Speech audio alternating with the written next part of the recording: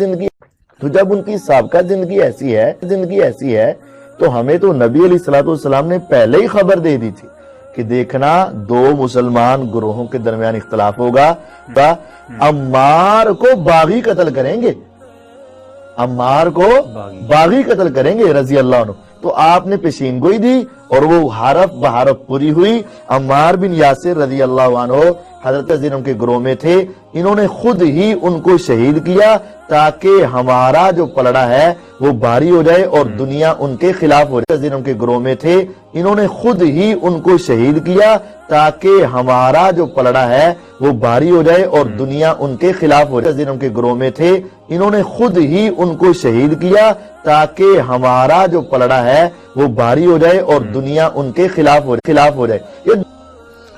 مسند امام احمد میں ایک حدیث ہے کہ جب عمار بن یاسر کی قتل کی خبر ملی جنگ صفین میں، تو ایک شخص آ کے عمر بن عاص کو بتاتا ہے کہ عمار قتل ہو گئے ہیں، تو حضرت عمر بن عاص بلند آواز سے پڑھتے ہیں انا للہ و انا الیہ راجعون، اور وہ بھاگتے ہوئے حضرت معاویہ کے پاس جاتے ہیں اور کہتے ہیں کہ معاویہ، تو عمار کو ہماری فوج نے قتل کر دیا، عمار قتل ہو گئے، اور میں نے رسول اللہ سے سنا تھا کہ عمار کو ایک باغی جماعت قتل کرے گی۔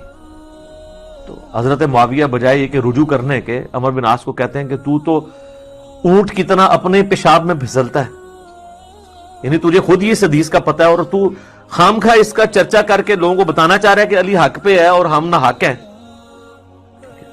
تو ہم نے اس کو مارا ہے، اس کو تو علی نے مارا ہے، نہ علی لاتا اس کو اور نہ وہ جنگ کے اندر قتل ہوتا ہے، یہ تو علی نے لا کے ہمارے نیزوں کے آگے اسے پھینکا ہے، نعوذ باللہ۔ اتنی باطل تعویل کی۔ اور المستدرک الحاکم میں اور باقی کتابوں میں حدیث کی ملتا ہے کہ جب حضرت علی کو اس کی خبر ملی نا، تو انہوں نے کہا کہ پھر معاویہ یہ کہنا چاہتا ہے کہ حمزہ کا قاتل رسول اللہ تھے، کہ نہ وہ جنگ احد میں ساتھ لے کے آتے نہ حمزہ قتل ہوتا۔ تو جو شخص جس کی فیور میں قتل ہو رہا ہوتا ہے وہ تو اس کا قاتل نہیں ہوتا، مخالف ہی قاتل ہوتا ہے۔ تو پھر مسند احمد میں ایک اور حدیث ہے کہ عمار کے قتل ہونے کی جب خبر پہنچتی ہے نا، تو حضرت عمر بن عاص کہتے ہیں کہ میں نے خود رسول اللہ سے سنا تھا کہ عمار کو باغی جماعت قتل کرے گی اور عمار کا قاتل اور مال لوٹنے والا آگ میں ہے۔ تو وہ جو شخص خبر لے کے آتا ہے نا، اس کو بھی ہاتھ پاؤں پڑ جاتے ہیں کہ ایک میں ان کو خبر دے رہا ہوں، ان کو خود بھی پتا ہے، تو یہ لوگ کیا کر رہے ہیں؟ تو حضرت عمر بن عاص اس کی بھی تعویل کرتے ہیں، وہ کہتے ہیں حضور نے جو جہنم کے بارے میں فرمایا تھا نا، وہ عمار کے قاتل اور مال لوٹنے والے کے لیے تھا، وہ ہمارے لیے نہیں ہے۔ اگرچہ ہم بھی جنگ لڑ رہے تھے لیکن ہمارے ہاتھوں سے تو نہیں وہ قتل ہوا۔ حالانکہ صحیح بخاری میں حدیث ہے عمار کو باغی جماعت قتل کرے گی، اور یہ حدیث میں نے بتایا ان کو پتہ بھی تھی۔ جماعت کے بارے میں الگ سے میں نہیں کہتا دوزخ میں جائے گی، اللہ اور بندے کا معاملہ ہے۔ تو انہوں نے کہا کہ یہ مال لوٹنے والا اور قتل کرنے والے کے بارے میں۔ اب مسند احمد میں موجود ہے کہ وہ صحابی صلح حدیبیہ کا صحابی تھا، ابو الغادیہ، جس نے عمار کو قتل کیا تھا، اور پوری زندگی پہ پھر وہ روتے تھے مجھ سے یہ کیا کام ہوا۔ تو اس پہ خیر ابن حجر اسقلانی نے بڑی کوشش کی ہے، انہوں نے بحث کی ہے کہ نہیں، صلح حدیبیہ کی فضیلت اسے کور کر لے گی، امید ہے کہ وہ جنت میں ہی جائے گا، جہنم میں پھیرا لگائے بغیر۔ تو شیخ البانی نے پھر اس کے اوپر گرفت کی ہے کہ نہیں، جو عام فضیلت ہوتی ہے نا، جب کسی معاملے میں تخصیص آ جائے تو عام فضیلت اٹھ جاتی ہے۔ جب حضور نے فرما دیا نا کہ عمار کا قاتل اور مال لوٹنے والا جہنم میں ہے، تو اب یہ ایک تخصیص آ گئی ہے۔ جب تخصیص آ جائے نا تو حکم عام اٹھ جاتا ہے اس شخص کے لیے، لہذا آپ یہ تعویل نہ کریں۔ شیخ البانی یعنی انہوں نے حق گوئی کا مظاہرہ کیا۔ بہرحال یہ اللہ اور بندے کا معاملہ ہے، ہم کوئی کسی کی آخرت کا فیصلہ نہیں کرتے۔ بہرحال یہ حقیقت ہے کہ حضرت علی اپنی وفات تک ان لوگوں سے ناراض رہے ہیں۔ المصنف ابن ابی شیبہ میں موجود ہے، تابعی کہتے ہیں ہم نے حضرت علی کے پیچھے نماز میں قنوت نازلہ پڑھی ہے۔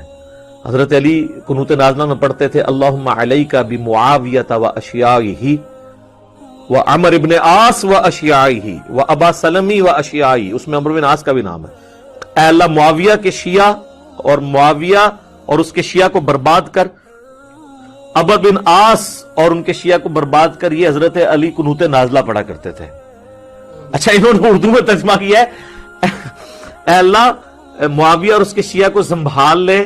اب کیسا الفاظ استعمال، لفظ آتا ہے نبٹ لے. وہ اب کہیں سنبھال مطلب ہے کہ انہوں نے سام, تو وہ تعویل کریں گے. تو میں نے اس لیے ترجمہ کیا تباہ و برباد کر, کیونکہ یہ علیکہ کے ساتھ جب بات کی جاتی ہے نا, تو یہ آپ قنوت نازلہ پڑھ رہے ہوتے ہیں نا یہود و نصارہ کے اوپر بھی, تو اس میں بھی اللہم علیکہ یہ تو نہیں تھا ان کو سنبھال لے تھے سانو, یا اللہ سانو سنبھال لینا تھے یار. تو وہ ترجمہ ایسا کرتے ہیں کہ وہ اس کو نا بدل دیتے ہیں. بہرحال آج کی ڈیٹ میں ہم تو یہی کہیں گے کہ حضرت عمرو بن عاص رضی اللہ تعالیٰ عنہ کا موت کے وقت رونا اور اللہ کی طرف رجوع لانا, اللہ تعالیٰ ان کی غلطیوں کا کفارہ اس کو بنائے. باقی انشاءاللہ تعالیٰ ایک تو چیز ہے, حضرت عمرو بن عاص کے لیے مجھے مولا علی سے ایک گارنٹی مل گئی ہے, مصنف ابن ابی شیبہ میں موجود ہے کہ اہل صفین کے بارے میں جب مولا علی سے پوچھا گیا تو انہوں نے کہا کہ میں امید کرتا ہوں کہ میری طرف سے شہید ہونے والے تو جنتی ہیں ہی ہیں, میرے مخالفین بھی جنتی ہیں, پھر قیامت والے دن اللہ کی بارگاہ میں معاملہ میرے اور معاویہ کے درمیان طے ہوگا. تو میرے خیال ہے حضرت عمرو بن عاص کو مولا علی نے پھر قنوت نازلہ کے بعد یہ فرما کے نکال دیا.